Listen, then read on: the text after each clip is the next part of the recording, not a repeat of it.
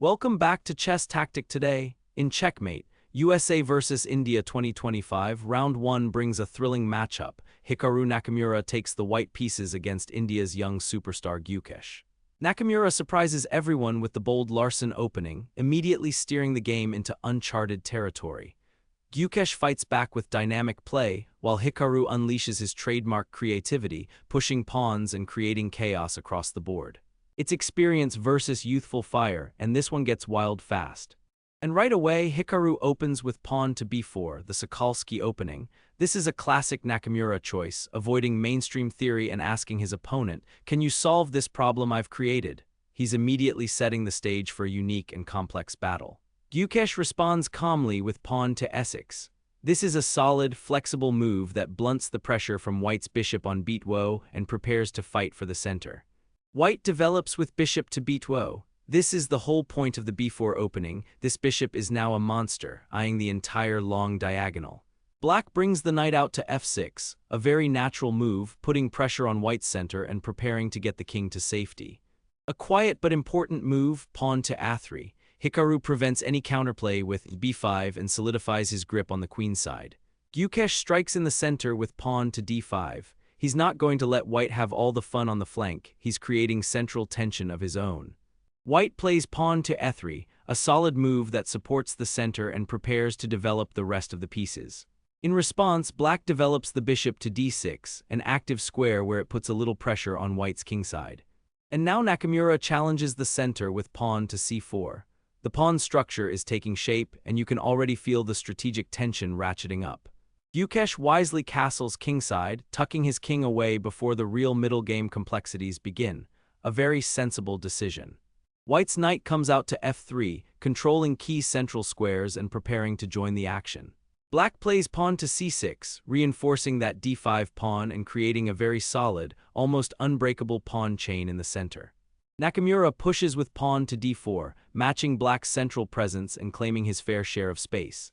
Knight to d7 from Gukesh. He's developing his pieces harmoniously, with everything working together to control the center. And White does the same, knight to d2. Both players are completing their development, and we're on the cusp of the middle game. Gukesh challenges White on the queenside with pawn to a5. He's asking a question: "What are you going to do about my pawn push?" Hikaru responds by pushing pawn to c5. This move clamps down on the queenside, gaining space but also giving Black's bishop a clear target on c7. And right on cue, the bishop retreats to c7. It was kicked, but from here it's still a very useful piece, controlling important diagonals. There's the follow-up, pawn to b5. Hikaru is trying to create a passed pawn and sees a decisive advantage on the queenside. This is a very ambitious plan. Gukesh captures, pawn takes b5. He can't allow that pawn to advance further, so he resolves the tension immediately. White recaptures, bishop takes b5. The bishop is now actively placed, but Black's pieces are ready to challenge it. And Black immediately strikes back with pawn to b6. He's not letting White consolidate. This move challenges the c5 pawn and opens lines for Black's pieces. A very strong move, pawn to c6. This pawn is now a major thorn in Black's side. It cramps the knight on d7 and will be a long-term strategic asset for White. The knight is forced to retreat to bait. It's an awkward square, but from here it can reroute to a6 to fight for control of the queenside. Pawn to a4 from White, cementing control of the b5 square and stopping Black's knight from easily coming to b4. And there's the knight maneuver we talked about. Knight to a6, preparing to jump into the key b4 square. Nakamura castles kingside, finally getting his king to safety. Now both sides are fully mobilized for the middle game fight. The Black knight lands on b4, an excellent outpost. It puts pressure on White's position and is a real nuisance. Hikaru jumps his own knight into the center with knight to f5. This is a classic centralizing move, putting pressure on Black's entire setup. Gukesh offers a trade of bishops with bishop to d6. He'd love to exchange off White's powerful bishop on b2. White brings the rook to cone, adding more pressure along the c-file and supporting that advanced c6 pawn. An interesting rerouting maneuver from Gukesh, knight to e8. He's preparing to bring this knight to c7 to challenge White's control. Nakamura offers a knight trade with knight to d3. He wants to remove that annoying Black knight on b4, which is Black's most active piece. And Gukesh brings his other knight to c7. He's not afraid of the trade and is continuing to build up pressure on the queenside. The trade happens, knight takes knight on b4. Hikaru eliminates the pesky intruder. Gukesh recaptures with the pawn, pawn takes b4. This opens the file for his rook, creating some counterplay. A subtle but strong move, bishop to d3. White's bishop repositions to a more active diagonal, controlling key squares and eyeing the black kingside. And again, Gukesh plays bishop to a6, challenging White's powerful light-squared bishop. A good strategic idea, trade off your opponent's best piece. Nakamura accepts the trade, bishop takes bishop on a6. This simplifies the position slightly, but the tension remains high. Black recaptures with the rook. Now the rook on a6 is an active piece, ready to swing into the attack along the rank. A key moment, Hikaru plays pawn to f4, blasting open the center. He's ready to transition from a positional squeeze to a full-blown attack. Gukesh responds with queen to e8, putting pressure on the f4 pawn and preparing to activate his queen along the back rank. White captures on d5. This opens up the e-file and creates new tactical possibilities for both sides. Black recaptures with the knight. The knight on d5 is well placed, but it also becomes a target for White's pieces. And here comes the white knight to f4. It's a fantastic square, putting immense pressure on Black's position and setting up threats all over the board. Gukesh attacks the rook with bishop to f4, a clever move that forces White's hand and disrupts his coordination. The rook moves to c4. From here, it keeps an eye on the kingside and prepares to swing over for an attack if needed.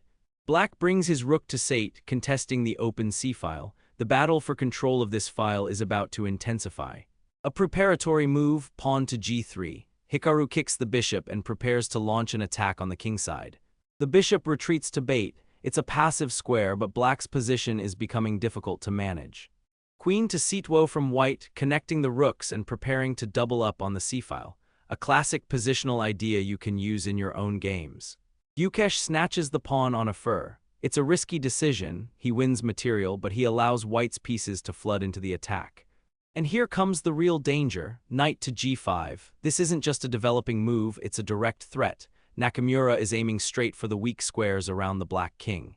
Suddenly that pawn on g7 is a target, and ideas of sacrifices on f7 or h7 are in the air.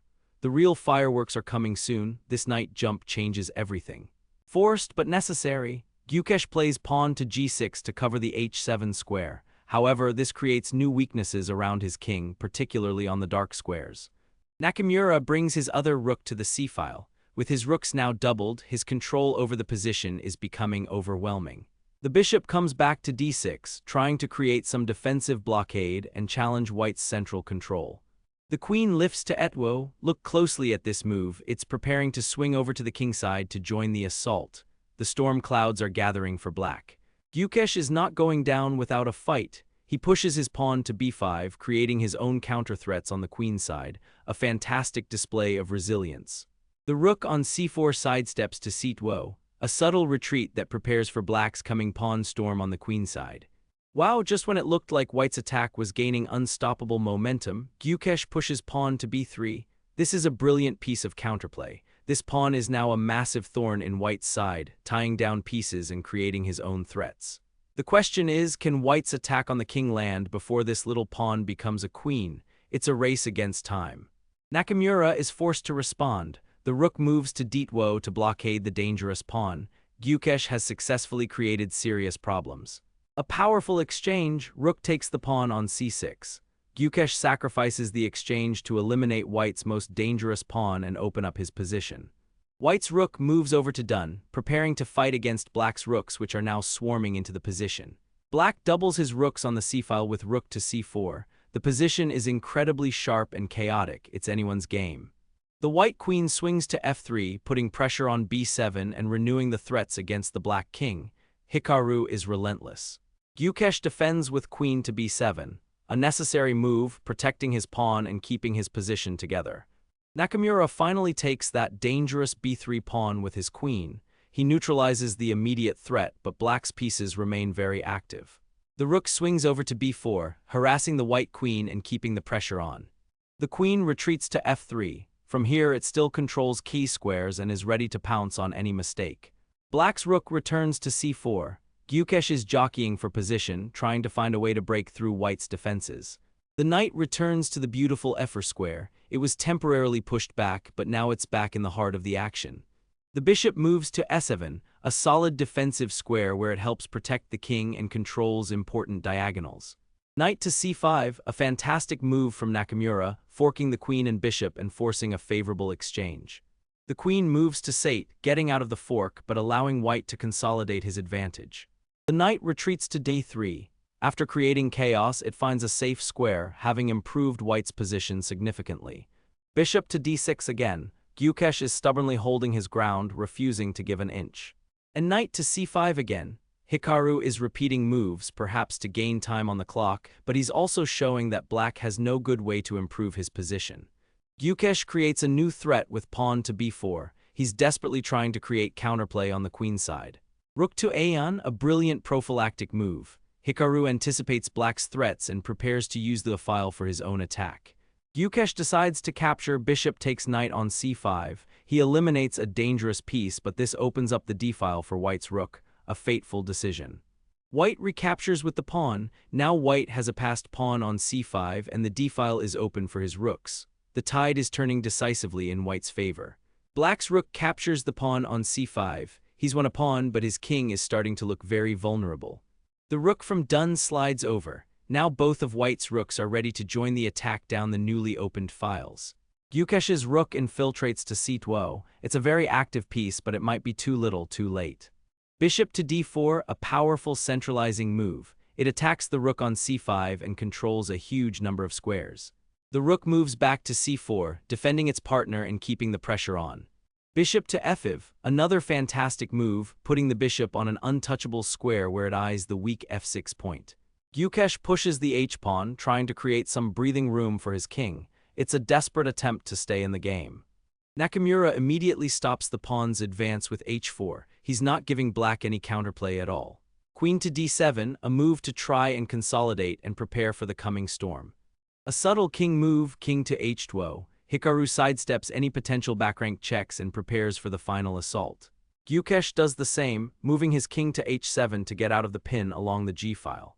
Oh, what a move! Stop everything! Rook takes d5. Nakamura sacrifices the exchange in stunning fashion. This isn't about material, this is about blowing the game wide open. By removing that pawn, he exposes the black king completely and his queen is about to come crashing in. Would you have found a move like this? It's a breathtaking, game-winning shot. Black is forced to recapture, pawn takes rook, but now the floodgates are open.